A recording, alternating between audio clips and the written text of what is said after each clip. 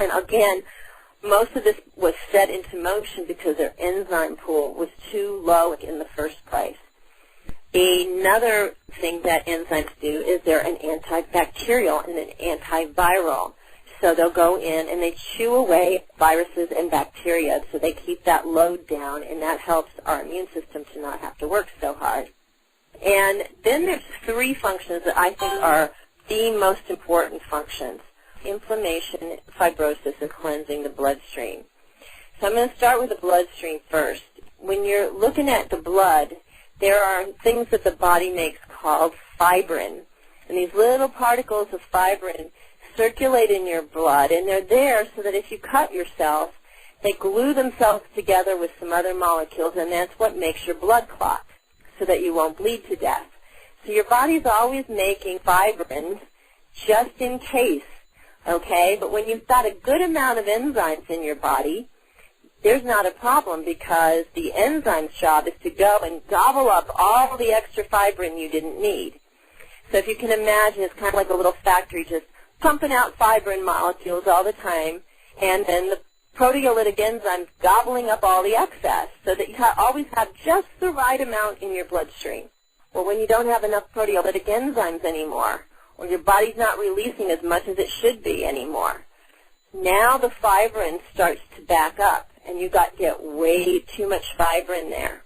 And the fibrin then over time starts to collect around these other molecules that it binds with to form blood clots, just in case you were going to bleed. But now you've got all this stuff hanging around in your bloodstream, and they start gluing themselves to each other more and more and more until you start to have blood clots.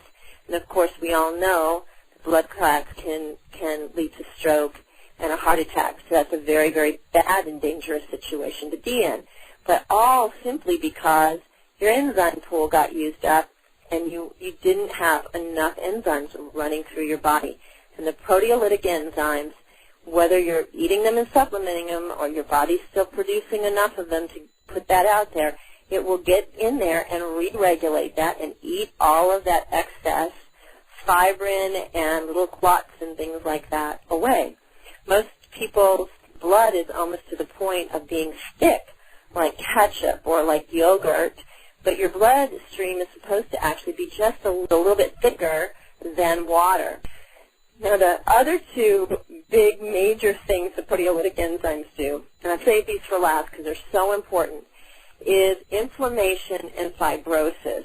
And there is a very famous doctor called Dr. Tilden, and he really was famous for telling everyone that the way the body ages and eventually destroys itself is by going through a phase of three things. First, there's an irritation, and if the body isn't strong enough to heal that irritation, it will turn into inflammation. And then if the body isn't strong enough to correct it at that point, it'll turn into chronic long-term inflammation. And if that stays around long enough, then that will turn into what he called induration, which another word for that is called fibrosis.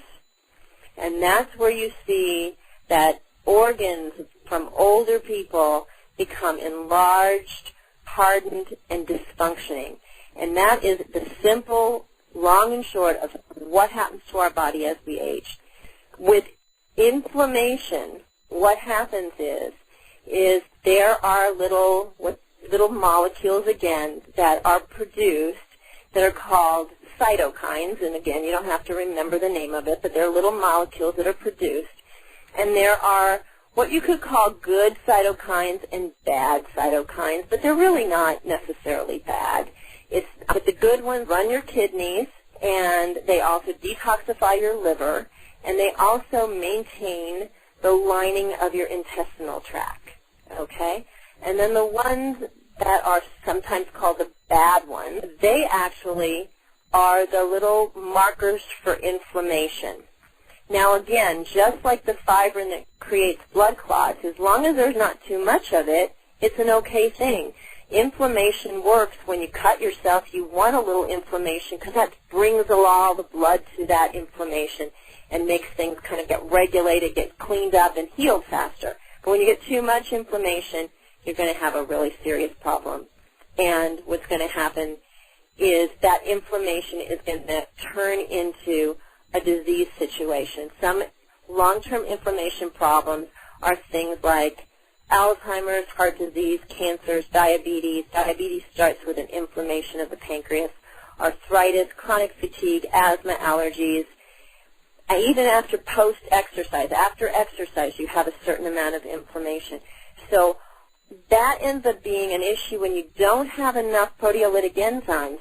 They can't chew up these little molecules that cause inflammation. They're supposed to keep them, like the fibrin, regulated so you don't get too much inflammation in your body to where it goes and gets stored somewhere in an organ that you don't want it to be there. So when you start to have enough proteolytic enzymes again, it can start to chew away that extra bad cytokines that are hanging out that your body doesn't need. And it's an amazing thing to see the inflammation get regulated and all kinds of healing going on just because the body's back in balance again. Now, if inflammation goes too far, then you have something called fibrosis that sets in. And fibrosis is where you get, it's almost like a spider web, and it starts growing through your muscles or through your organ. When you have a place that's already highly inflamed for a long time because the inflammation didn't get brought down, then it starts to grow like a spider web with a thick fiber, and it makes the organ enlarge itself, and it starts to suffocate the organ. And you see that with an enlarged heart. You see that with arterial plaque. You see that with COPD, pulmonary fibrosis, scar tissue, any disease that ends in the word osis, fibromyalgia, all of those different things. And eventually it will turn that organ hard and suffocate it so it can't function any longer. Even something like scleroderma, which is like a hardening of the skin, is where the fibrosis is growing through the skin itself and turning it really hard.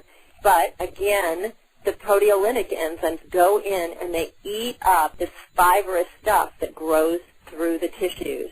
Nothing else on the planet, not medically or anything else, that will eat up and destroy fibrin. And the proteolytic enzyme doesn't hurt your own tissue. It just eats up the foreign tissue that's suffocating your living tissues. So anyway, I hope that was helpful and information to you. It's hard to go through it so quickly because it's far more complex than even that, but that gave you a really good overview of all the different systems that it can have to do with. And finally, you always want to take a double formula, and there's almost no manufacturers out there that actually give you both a digestive enzyme and a systemic enzyme. Most companies do one or the other, and I only know of one other company that groups their products together. And when you're taking something that's cleansing your blood and digesting your food thoroughly, like your digestive enzyme, and then you're taking something at night that cleans your entire body system, it will change your life. It's amazing how the body will re-regulate itself.